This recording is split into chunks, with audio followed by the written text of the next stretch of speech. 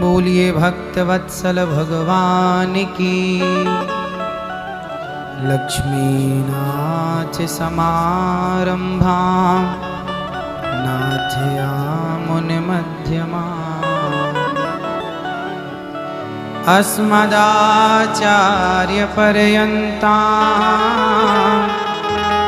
वन्दे गुरु परंपरा। सभी गुरुजनों के चरणों में दास बारंबार नमन करता है। सभी के चरणों की धूली माथे पर सजाते हुए आप सभी को जय श्रीमन्नारायण।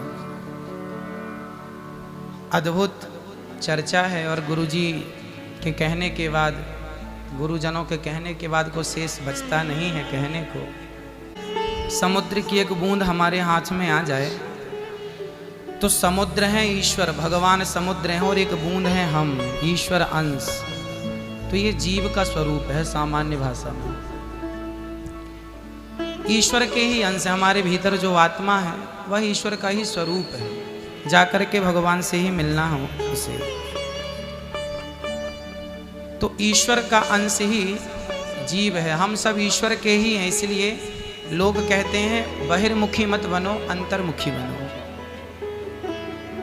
अंतर्मुखी बनने से वह ईश्वर जिसकी खोज है वह बाहर नहीं मिलेगा, अंदर मिलेगा। क्यों?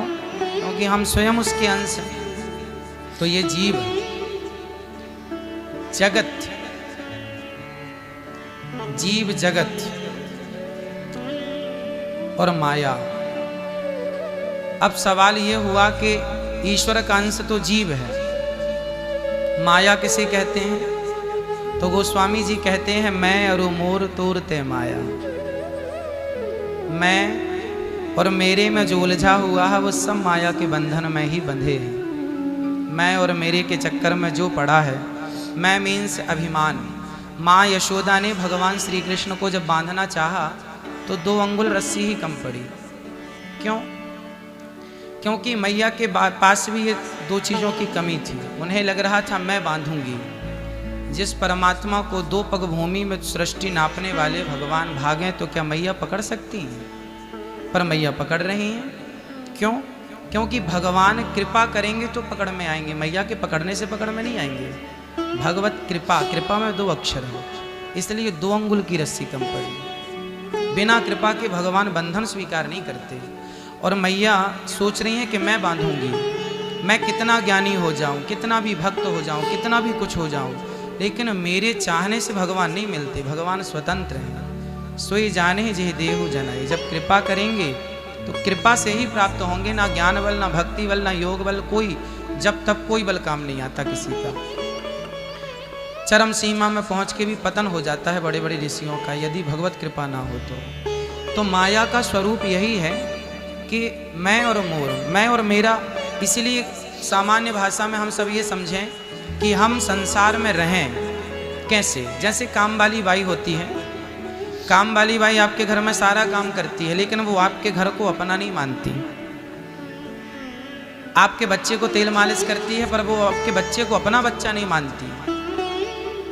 उसी तरह संसार में रहो पर संसार के किसी वस्तु विशेष व्यक्ति को अपना ना मानो। बस अपना तो बस मेरे तो गिरधर गोपाल, दूसरों ना कोई।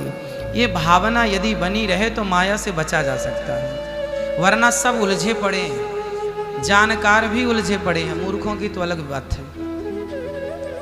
तो भगवान की कृपा जब हो और जब ये समझ में आ जाए बुद्धि में कि गोविंद मेरो है, गोपाल मेरो है, दूसरा कोई नहीं। एक भरोसे, एक बल, एक आस विश्वास। द्रौपदी ने पहले विश्वास किस पर किया? अर्जुन पर, मेरा पति गांडीवधारी। भीम पर, युधिष्ठिर पर, सब पर। गुरु द्रोणाचार्य कहाँ जा, गुरु द्रोण बोलो, पितामह बोलो, तुमसे तुम्हारी बहू पूछती है कहाँ हो, आओ मेरी रक्षा करो। जब कोई न आया, भगवान खड़े थे द्वारिकाधीश, मुझे बुलाए तो सही तब मैं जाऊं। बुलाया ही नहीं। पहले पतियों को भगवान बोले अच्छा ठीक है कर लो इन पर विश्वास। जगत पर विश्वास करने वाला ही माया में उलझा है और जगन्नाथ पर विश्वास करने वाला ही बच सकता है। केवल ये उपाय, एक भरोसे, एक बल, एक आस विश्वास। द्रौपदी ने जब गोविंद को बुलाया, ना पति काम आए, ना परिवार काम आए, ना गुरुजी काम आए, ना पितामह जी काम आए, एक भगवान को काम आना है। इसलिए उत्तरा के गर्भ में जब अश्वत्थामा ने प्रहार किया तो उत्तरा बिना देर लगाए, उत्तरा माँ बिना देर लगाए यहाँ वहाँ समय नष्ट किए हो। तुरंत पाहि पाहि महायोगिन देव देव जगतपति। हे प्रभु, आप ही हमारी रक्षा कर सकते हैं, क्योंकि द्रौपदी माँ ने देर लगाई थी तो वो जानती थी कि परिणाम क्या है, तो देर लगाने में समझदारी नहीं है। तो माया यही है, संसार में उलझा हुआ जीव माया का स्वरूप यही है, मैं और मेरा। जब ये भूल जाए कि मैं कुछ हूँ, जब मैं कुछ हूँ ये याद है तो बंधन है। जब भूल जाए कि मैं कुछ हूँ, जब मैं था तब हरि नहीं, अब हरि है मैं नाए, और प्रेम गली अति सांकरी जा मैं दो ना समाए। जब मैं ना रह जाऊँ तब समझ लो कि ईश्वर के करीब पहुँच गए हैं, मुझे मेरा ही पता ना हो।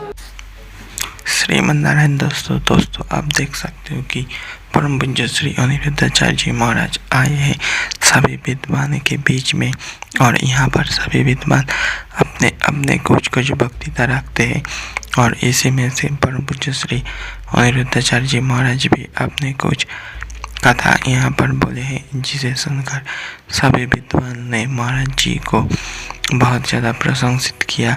तो दोस्तों पहले ही हम महाराज जी का कथा सुने हैं। तो दोस्तों इस वीडियो शायद आप पहली बार देख पा रहे हो, तो दोस्तों देख सकते हो कि महाराज जी यहाँ पर सभी विद्वान के बीच कथा कर रहे हैं। ये दोस्तों कोई महाराज जी बहुत बड़ा विद्वान है, इसीलिए यहाँ पर बैठने का महाराज जी को स्थान मिला, नहीं तो यहाँ पर बैठने का अधिकार शायद ही खूब अधिक लोगों को नहीं होता, क्योंकि वो लोग इतना बड़ा कथावाचक नहीं होता और इतना महाराज जी का जैसा ज्ञानी भी नहीं है, इसीलिए यहाँ पर बैठने का अधिकार सभी को नहीं मिलता है। तो दोस्तों आपने देखा कि हमारे प्यारे पूज्य गुरुदेव कितना बड़ा ज्ञानी है, इसीलिए सभी संतों के बीच में महाराज जी कुछ कथा कर रहे हैं। तो दोस्तों देख सकते हो, और मित्रों हम आपके लिए इसी तरह के और भी वीडियो लाएंगे। आप इस चैनल को अवश्य सब्सक्राइब करके रखिए। मिलते हैं नए इंटरेस्टिंग वीडियो के साथ।